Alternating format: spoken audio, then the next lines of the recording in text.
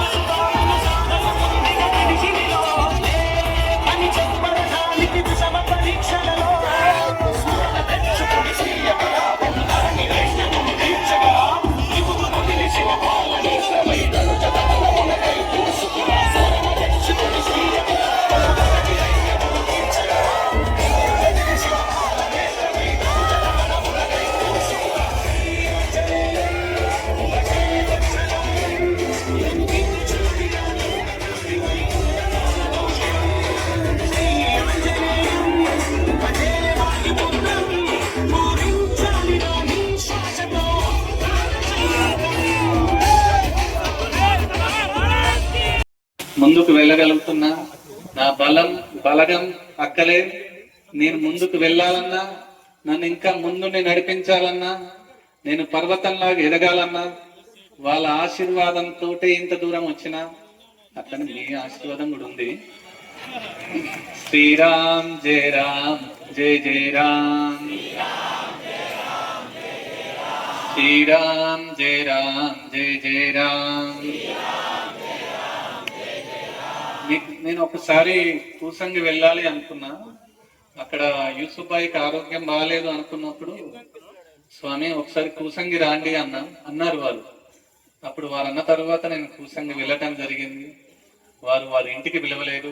వారి ఇంట్లో శ్రీరామచంద్రుణ్ణి, సీతమ్మ వారిని, హనుమంతుల వారిని, లక్ష్మణుల వారిని పెట్టుకొని, ఒక మహమ్మదీయుడి ఇంట్లో మన శ్రీరామచంద్రుడు వచ్చి కూర్చోవటం అనేది మాటలు కాదు. అందుకనే రెచ్చగొట్టే మాటలు చాలా మాట్లాడవచ్చు, కానీ శాంతంగా గెలవలేదు. కానీ రెచ్చిపోయి మనం 10 మాటలు మాట్లాడి వెళ్ళిపోయిన తర్వాత మీరు అమాయకులు కొట్టుకొని చచ్చిపోతారు. అందుకనే నేను మాట్లాడేటప్పుడు, మాట్లాడాలనుకున్నప్పుడు మీకు ఎప్పుడు నేను చెప్పేది ఒకటే, నాకు మాటలు రావు. నా మాటలు, నా ఆలోచన, నా ప్రయాణం, నా జీవితం, నా జీవనం నా లోకం, నా ప్రపంచం హనుమంతుల వారే. అందుకనే నేను మాట్లాడటం కంటే మౌనంగా యుద్ధం చేయటం నేర్చుకున్నా. అందరూ అసలు ఎంతమంది నన్ను ఇబ్బంది పెట్టినా పంటి బిగున భరించి ఈ స్థాయి వరకు వచ్చిన. మీకు ఇవన్నీ ఎందుకు చెప్తున్నా అంటే, భయపడితే ఓడిపోతాం, చస్తే ఓడిపోతాం. అరే వాడు తప్పు చేసి చనిపోయినా అంటారు. ఆ రోజు నేను అనుకుంది ఒకటి, గెలవాలి అంటే బలంగా ఎదగాలి అంటే భగవంతుని పట్టుకోవాలి. అందుకని మీకు కూడా నేను చెప్పేది ఏంటంటే, నమ్మకం అనే కాళ్ళను పట్టుకోండి. నమ్మకం ఉండాలి. అరే వీడు ఏం చేస్తాడు రా అనుకుంటే వీడే అన్ని చేస్తాడు.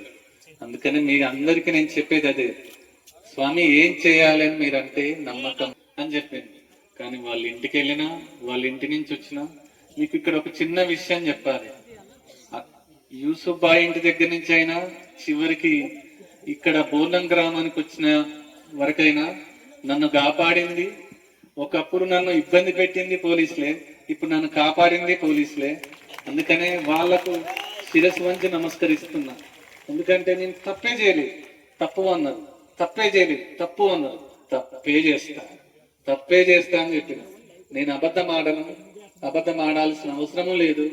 అబద్ధం ఆడి నేను బతకాల్సిన అవసరము లేదు. బతకడానికి అబద్ధమే ఒకటైతే జీవితాంతం అబద్ధం ఆడాల్సి వస్తుంది. మీరు కూడా అక్కలు, చెల్లెళ్ళు, పెద్ద మనుషులు, మీకు శిరస్సు వంచి నమస్కరిస్తున్నా. అబద్ధాలు ఆడి బతకకండి.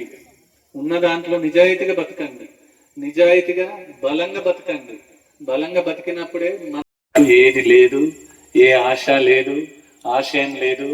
ఏదో చెయ్యాలి, ఏదో నడవాలి, బతకాలని వచ్చినా కాబట్టి బతుకుతున్నా. ఇప్పుడు పోవడానికైనా నేను సిద్ధమే, ఇప్పుడు వెళ్ళడానికైనా.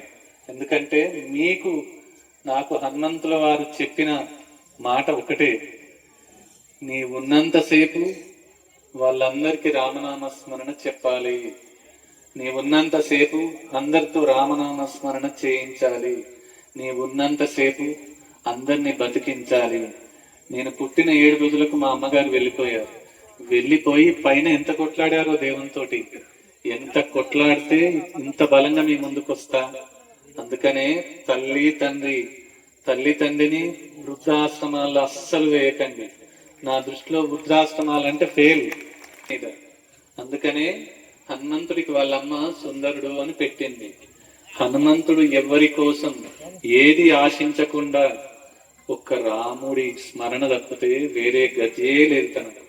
హనుమంతుడు, మీరు హనుమంతును చూసిందని నన్ను చాలా మంది అన్నారు. నేను హనుమంతుని చూసిన, మీలోన చూసిన హనుమంతుడు కొన్నిసార్లు, కొన్ని లక్షల సార్లు, కోట్ల సార్లు హనుమంతుని చూసిన.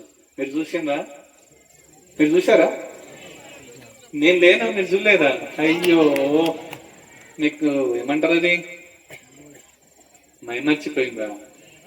శ్రీరామ్ 7 సంవత్సరాలు బతికేటప్పుడు ఆయనకు అప్పటికి చెప్పిన, నీవు నా దగ్గర నుంచి వెళ్ళిపోకు బాలయ్య బాబు, నీకు మళ్ళీ ఇబ్బంది జరిగేది ఉంది, వెళ్ళిపోకు అంటే, మనుషులు కదా తిట్టడం అలవాటే కదా. మీ దగ్గర నేను ఇంకెన్ని రోజులు ఉండాలి?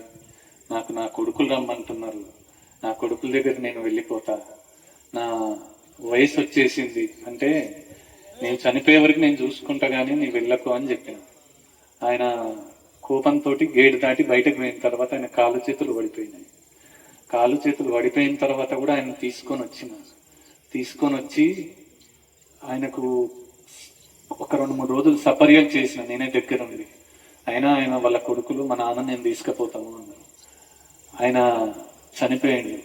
చనిపోయిన తర్వాత ఆయన పాడ నేను మోసిన. ఆయన ఊరికెళ్ళి కమ్మరపల్లి గ్రామంలో అడగండి, ఆయన పాడని నేనే మోసిన. అప్పటికే అన్నారు, మీరెందుకు మోస్తుండ్రు స్వామి అన్నారు. గురువు అనేవాడు శిష్యుడి బాధలు మొయ్యాలి, అవసరం అనుకుంటే శిష్యుడి శవాన్ని మొయ్యాలి. గురువు అంటేనే అది. వీళ్ళని ముట్టుకోవద్దు, వాళ్ళని ముట్టుకోవద్దు. కొంతమంది అనుకుంటారు ముట్టుకోవద్దు వాళ్ళ కింది వాళ్ళు అంటూ ఎవరు లేరు. అందరం కింది వాళ్ళమే, అందరం ఒక్క దగ్గరికే పోతాం. కొత్తగా అందరూ ఎక్కడికి వెళ్ళరు. ఒకవేళ మన అదృష్టం బాగుంది, ధనవంతులకు దేవుడు ఇంకొక కొత్త ఆప్షన్ ఇస్తే ధనవంతులు తన ఆస్తి పైకి కూడా తీసుకుపోతారు. అదొక్క ఆప్షన్ ఎవరికి ఇవ్వలేదు. అందుకనే దేవుడు అదొక్క దగ్గర మాత్రం బలంగా ఆపేసింది.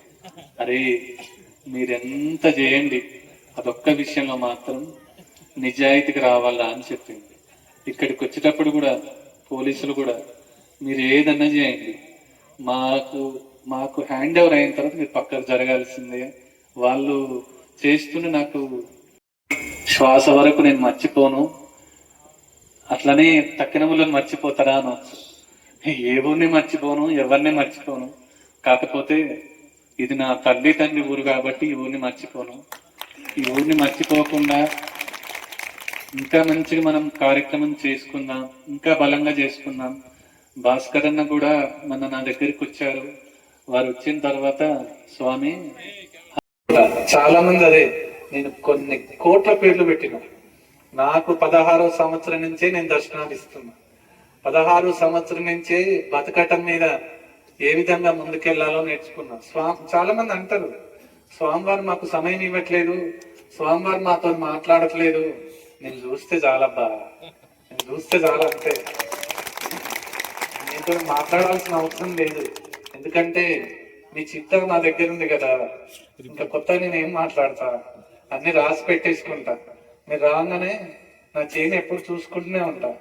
స్వామి నా పేరు ఇది, ఎవరైనా వచ్చినా గానీ మామూలుగా మన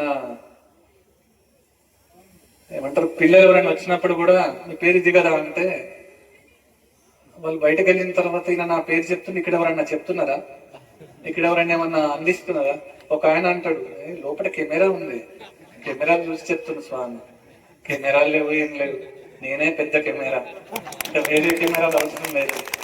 అందుకనే నేను అబద్ధం ఆడితే మీకు అబద్ధం ఎట్లా నేర్పించగలుగుతా? నేను తప్పు చేసి మిమ్మల్ని తప్పులోకి ఎట్లా పొమ్మంటా?